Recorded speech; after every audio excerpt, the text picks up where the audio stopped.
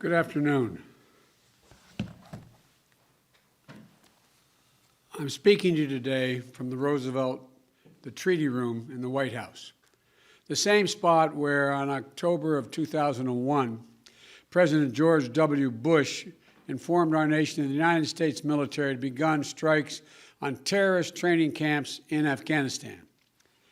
It was just weeks after the terrorist attack on our nation that killed 2,977 innocent souls, that turned Lower Manhattan into a disaster area, destroyed parts of the Pentagon, and made hallowed ground of a field in Shanksville, Pennsylvania, and sparked an American promise that we would never forget. We went to Afghanistan in 2001 to root out al-Qaeda, to prevent future terrorist attacks against the United States planned from Afghanistan. Our objective was clear. The cause was just. Our NATO allies and partners rallied beside us. And I supported that military action along with overwhelming majority of the members of Congress. More than 7 years later, in 2008, weeks before we swore the oath of office President Obama and I were about to swear, President Obama asked me to travel to Afghanistan and report back on the state of the war in Afghanistan. I flew to Afghanistan, to the Kunar Valley, a rugged mountainous region on the border with Pakistan. What I saw on that trip reinforced my conviction that only the Afghans have the right and responsibility to lead their country, and that more and endless American military force could not create or sustain a durable Afghan government. I believed that our presence in Afghanistan should be focused on the reason we went in the first place, to ensure Afghanistan would not be used as a base from which to attack our homeland again. We did that. We accomplished that objective. I said, among with others, we'd follow Osama bin Laden to the gates of hell if need be.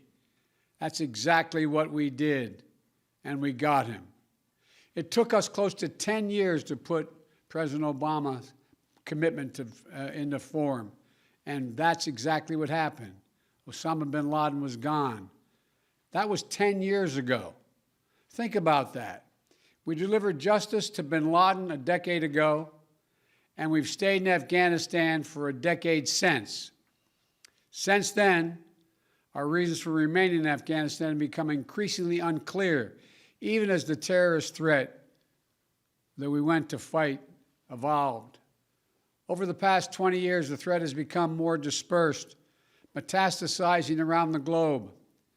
Al-Shabaab in Somalia, al-Qaeda in the Arabian Peninsula, al-Nusra in Syria, ISIS attempting to create a caliphate in Syria and Iraq and establishing affiliates in multiple countries in Africa and Asia. With the terror threat now in many places, keeping thousands of troops grounded and concentrated in just one country at a cost of billions each year makes little sense to me and to our leaders. We cannot continue the cycle of extending or expanding our military presence in Afghanistan, hoping to create ideal conditions for the withdrawal and expecting a different result. I'm now the fourth United States president to preside over American troop presence in Afghanistan. 2 Republicans, 2 Democrats. I will not pass this responsibility on to a 5th. After consulting closely with our allies and partners, with our military leaders and intelligence personnel, with our diplomats and our development experts, with the Congress and the Vice President, as well as with Mr. Ghani and many others around the world, I've concluded that it's time to end America's longest war. It's time for American troops to come home. When I came to office, I inherited a diplomatic agreement duly negotiated between the government of the United States and the Taliban that all U.S. forces would be out of Afghanistan by May 1, 2021, just 3 months after my inauguration. That's what we inherited, that commitment. It's perhaps not what I would have negotiated myself, but it was an agreement made by the United States government, and that means something. So in keeping with that agreement and with our national interest, the United States will begin our final withdrawal, begin it on May 1 of this year. We'll not conduct a hasty rush to the exit. We'll do it responsibly, deliberately, and safely. And we will do it in full coordination with our allies and partners, who now have more forces in Afghanistan than we do. And the Taliban should know that if they attack us as we draw down, we will defend ourselves and our partners with all the tools at our disposal. Our allies and partners have stood beside us, shoulder to shoulder in Afghanistan for almost 20 years, and we're deeply grateful for the contributions they have made to our shared mission and for the sacrifices they've borne. The plan has long been in together, out together. U.S. troops, as well as forces deployed by our NATO allies and operational partners, will be out of Afghanistan before we mark the 20th anniversary of that heinous attack on September 11th. But we'll not take our eye off the terrorist threat. We'll reorganize our counterterrorism capabilities and the substantial assets in the region to prevent reemergence of terrorists and the threat to our homeland from over the horizon. We'll hold the Taliban accountable for its commitment not to allow any terrorist to threaten the United States or its allies from Afghan soil. The Afghan government has made that commitment to us as well, and will focus our full attention on the threat we face today. In my direction, my team is refining our national strategy to monitor and disrupt significant terrorist threats, not only in Afghanistan, but anywhere they may arise, and they're in Africa, Europe, the Middle East, and elsewhere. I spoke yesterday with President Bush to inform him of my decision. While he and I have had many disagreements over policy throughout the years, we're absolutely united in our respect and support for the valor, courage, and integrity of the women and men of the United States Armed Forces who served. I'm immensely grateful for the bravery and backbone that they have shown through nearly 2 decades of combat deployments. We as a nation are forever indebted to them and to their families. You all know that less than 1% of Americans serve in our armed forces. The remaining 99% of them, we owe them. We owe them. They've never backed down from a single mission that we've asked of them. I've witnessed their bravery firsthand during my visits to Afghanistan. They've never wavered in their resolve. They've paid a tremendous price on our behalf. And they have the thanks of a grateful nation. While we'll not stay involved in Afghanistan militarily, our diplomatic and humanitarian work will continue. We'll continue to support the government of Afghanistan. We will keep providing assistance to the Afghan national defenses and security forces. And along with our partners, we have trained and equipped a standing force of over 300,000 Afghan personnel today, and hundreds of thousands over the past 2 decades. And they'll continue to fight valiantly on behalf of the Afghans at great cost. They'll support peace talks, as we will support peace talks between the government of Afghanistan and the Taliban facilitated by the United Nations. And will continue to support the rights of Afghan women and girls by maintaining significant humanitarian and development assistance. And we'll ask other countries in the region to do more to support Afghanistan, especially Pakistan, as well as Russia, China, India, and Turkey. They all have a significant stake in the stable future for Afghanistan. And over the next few months, we'll also determine what a continued U.S. diplomatic presence in Afghanistan will look like, including how we'll ensure the security of our diplomats. Now look, I know there are many who will loudly insist that diplomacy cannot succeed without a robust U.S. military presence to stand as leverage. We gave that argument a decade. It's never proved effective. Not when we had 98,000 troops in Afghanistan, and not when we were down to a few thousand. Our diplomacy does not hinge on having boots in harm's way, U.S. boots on the ground. We have to change that thinking. American troops shouldn't be used as a bargaining chip between warring parties in other countries. You know, that's nothing more than a recipe for keeping American troops in Afghanistan indefinitely.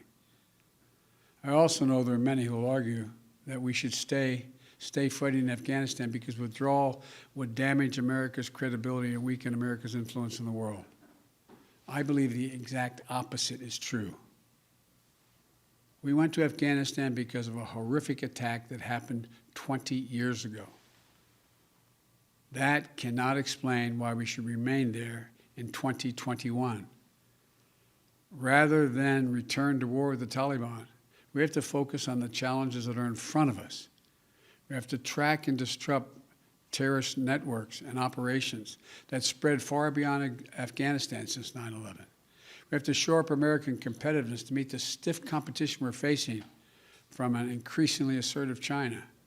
We have to strengthen our alliances and work with like-minded partners to ensure that the rules of international norms that govern cyber threats and emerging technologies that will shape our future are grounded in our democratic values, not those of the autocrats. We have to defeat this pandemic and strengthen the global health system to prepare for the next one, because there will be another pandemic. You know, we'll be much more formidable to our adversaries and competitors over the long term if we fight the battles for the next 20 years, not the last 20.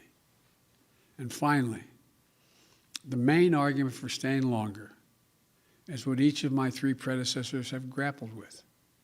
No one wants to say that we should be in Afghanistan forever, but they insist now is not the right moment to leave. In 2014, NATO issued a declaration affirming that Afghan security forces would from that point on have full responsibility for this country's security by the end of that year. That was 7 years ago. So when will it be the right moment to leave? 1 more year? 2 more years? 10 more years? 10, 20, $30 billion more than the trillion we've already spent? Not now. That's how we got here. And in this moment, there's a significant downside risk to staying beyond May 1st without a clear timetable for departure. If we instead pursue the approach where America, U.S. exit, is tied to conditions on the ground, we have to have clear answers to the following questions. Just what conditions be required to allow us to depart? By what means and how long would it take to achieve them, if they could be achieved at all? And at what additional cost in lives and treasure? I've not heard any good answers to these questions. And if you can't answer them, in my view, we should not stay. The fact is that later today, I'm going to visit Arlington National Cemetery, Section 60. And that sacred memorial to American sacrifice, Section 60, is where our recent war dead are buried, including many of the women and men who died fighting in Afghanistan and Iraq. There's no comforting distance in history in Section 60. The grief is raw. It's a visceral reminder of the living cost of war. For the past 12 years, ever since I became vice president, I've carried with me a card that reminds me of the exact number of American troops killed in Iraq and Afghanistan. That exact number, not an approximation or rounded off number, because every one of those dead are sacred human beings who left behind entire families. An exact accounting of every single solitary one needs to be had. As of today, there are 2,488 U.S. troops and personnel who have died in Operation Enduring Freedom and Operation Freedom's Sentinel, our Afghanistan conflicts. 20,722 have been wounded. I'm the first president in 40 years who knows what it means to have a child serving in a war zone. And throughout this process, my North Star has been remembering what it was like when my late son Bo was deployed to Iraq. how proud he was to serve his country, how insistent he was to deploy with his unit, and the impact it had on him and all of us at home. We already have service members doing their duty in Afghanistan today whose parents served in the same war. We have service members who were not yet born when our nation was attacked on 9/11. War in Afghanistan was never meant to be a multi-generational undertaking. We were attacked. We went to war with clear goals. We achieved those objectives. Bin Laden is dead, and al-Qaeda is degraded in Iraq, in Afghanistan. And it's time to end the forever war. Thank you all for listening. May God protect our troops. May God bless all those families who lost someone in this endeavor.